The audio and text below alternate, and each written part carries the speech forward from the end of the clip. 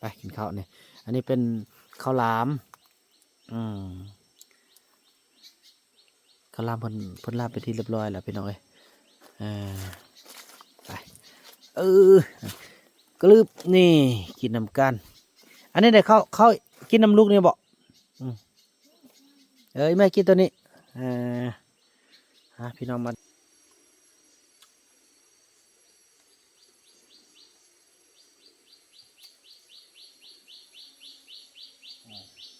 คนมาที่ละเขายังบอก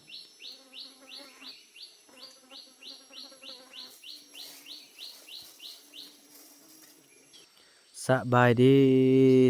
ท่านผู้ชมเนาะถือว่าคลิปนี้ก็เป็นคลิปที่บ่าวมุนำได้พาทุกท่านมาพบพ่อกับพี่น้องพอต้องเรื่องเนาะมาเบิ่งวิถีชีวิตของเขาเจ้าที่อยู่ในป่าเนาะยายมีที่ว่าเพิ่นบ่มีข้าวกินพี่น้องบ่าวมุนำก็ได้มาส่งให้เพิ่นเนาะตอนนี้ก็จะเป็นคลิปที่จะได้กินข้าวน้ำเพิ่นพี่น้องว่าเพิ่นสิกินข้าวกับหยังเนาะพอตอนนี้บ่าวมุนำได้ปิ้งอันนี้ละพี่น้องเนาะปิ้งซีนหมูป่านี่สุกละซีนหมูป่าที่ว่าเขาเจ้าเอามาตอนเราเนาะคือเราจะได้กินข้าวกินน้ำนำกันพี่น้องเนาะจะได้บังยาสูบเพิ่นได้นึงนะเพราะว่ายันกด YouTube มาไปเก็บกินข้าวเนาะกินข้าวกันเนาะไปกินข้าวเนี่ยอันนี้เป็นข้าวหลามข้าวหลามเพิ่นลาบไปที่เรียบร้อยแล้วพี่น้องเอ้ยไปเออกลืบนี่กินน้ำกันอันนี้ได้ข้าวกินน้ำลูกเนี่ยบอกเอ้ยแม่กินตัวนี้พี่น้องมาเด้อมากินข้าวนำกันพี่น้องเอ้ยเนาะกินข้าวนำกันข้าวที่บ้านเผาต้องเรื่องเฮ้าพี่น้องเอ้ยเนาะภาพบรรยากาศนี้ก็ถือว่าหายากพี่น้องจะได้มาหับส้มกันได้แบบง่ายๆพอการเดินทางมันค่อนข้างจะไกลพี่น้องเนาะ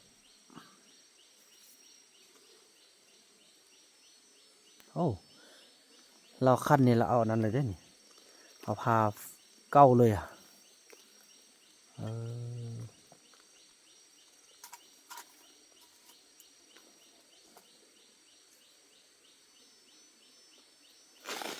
กินข้าวกันเด้อพี่น้องเนาะ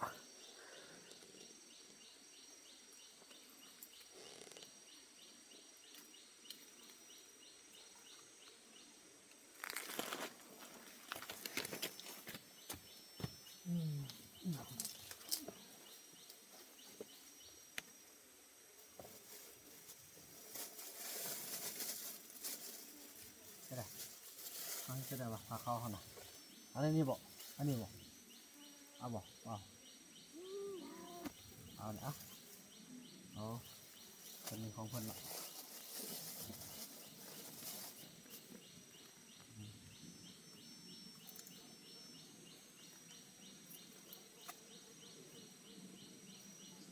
เพิ่นต้ม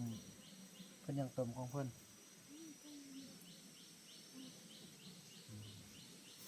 ข้าวบอก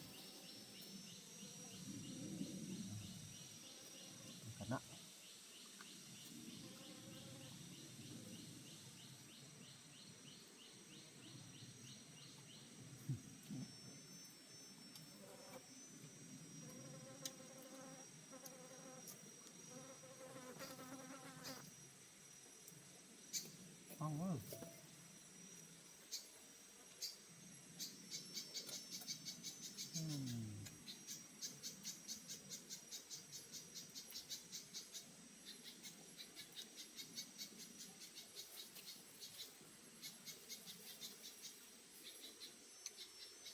เอาเขาเย็นแต่เมื่อวานต้นแรง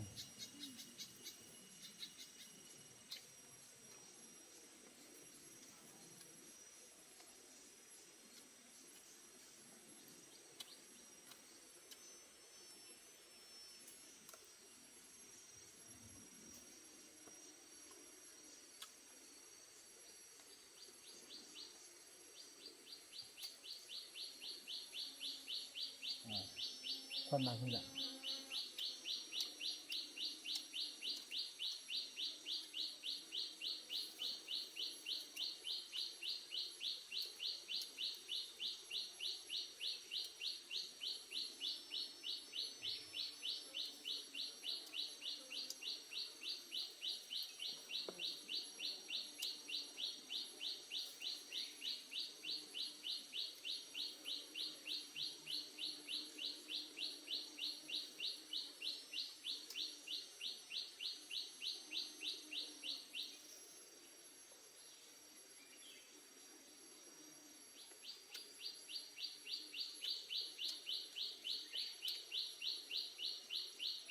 บ่มีเกลือเป็นนัวเลย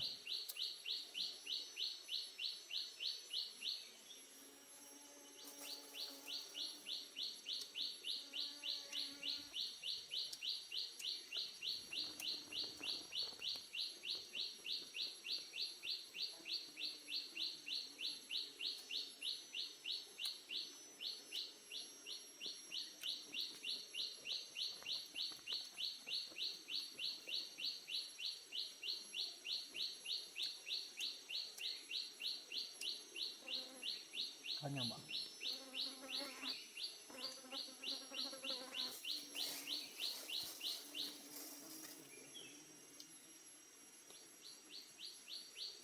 คือกับแม่ตูตัวเองเลยพี่น้องเลย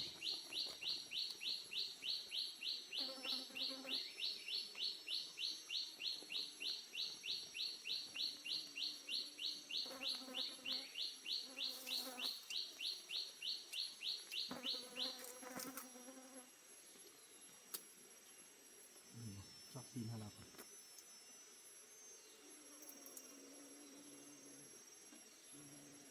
เอา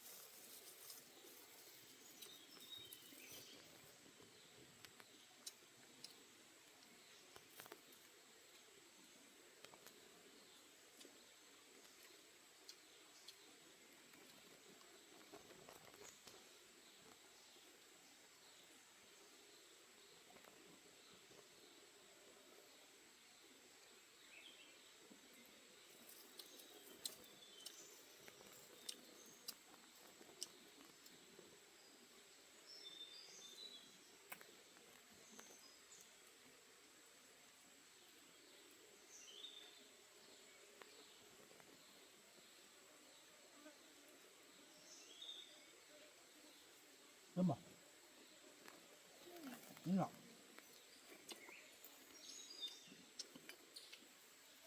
Ba tùm. Đúng rồi.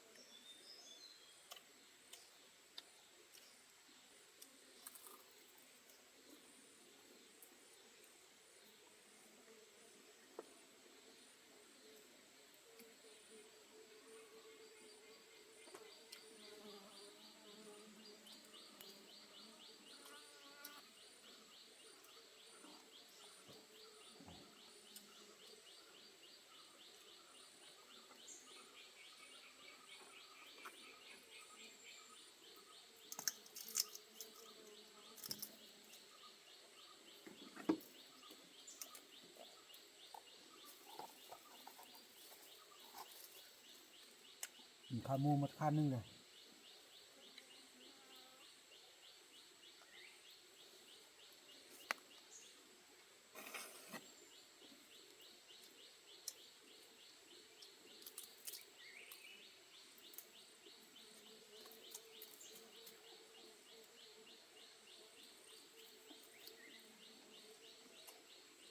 นี่เป็นธรรมดาเพราะพี่ก็ต้นย่างอะไรพี่น้องคือก็เป็นตูเองเลยนะ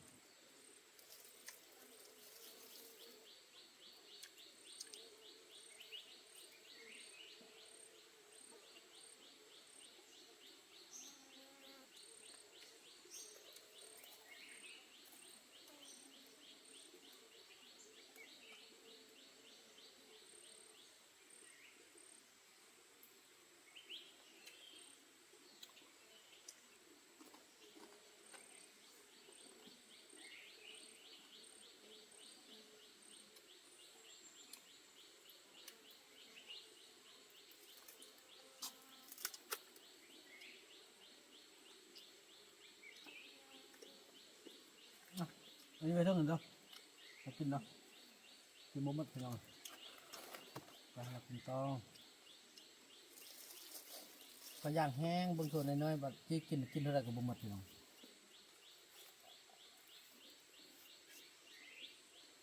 ไอ้เอ๊กเอามาให้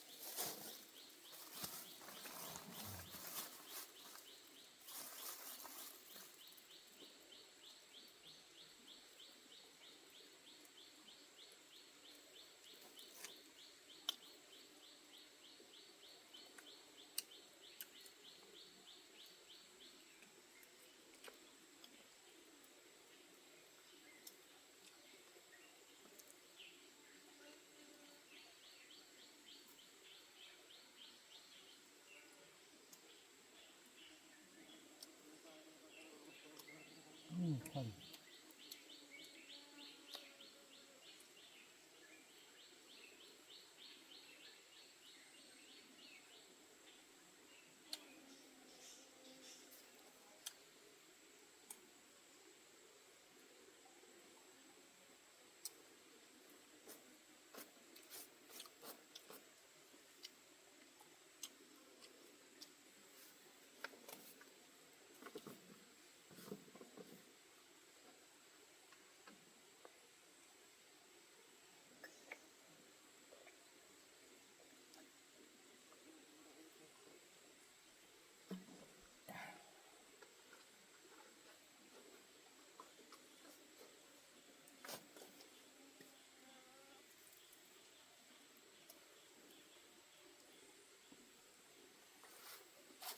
เท่าพี่น้องเลยกินน้ำสำราญละจะกินแบบธรรมชาติอีหลีพี่น้องเอ้ยตอนนี้แม่ทำมีเพิ่นกากำลังต้มอีหยังมีกระหอกมีนกที่ว่าไอเอ็กเอามามีความสุขอยู่กับธรรมชาติอีหลีพี่น้องเอ้ยเนาะโอ้ทฝนก็คือว่าสิตกมาแล้วมืดอึมครึมมาแล้วนั่นพี่น้อยเนาะถือว่าคลิปนี้ภาพบรรยากาศนี้บ่าวนำจะขออนุญาตจบคลิปกันเพียงส่ำนี้ก่อนพี่น้อยเนาะแล้วก็ว่ากันใหม่ในคลิปต่อไปเด้อคลิปนี้บ่าวนำขอกล่าวคำว่าสบายดี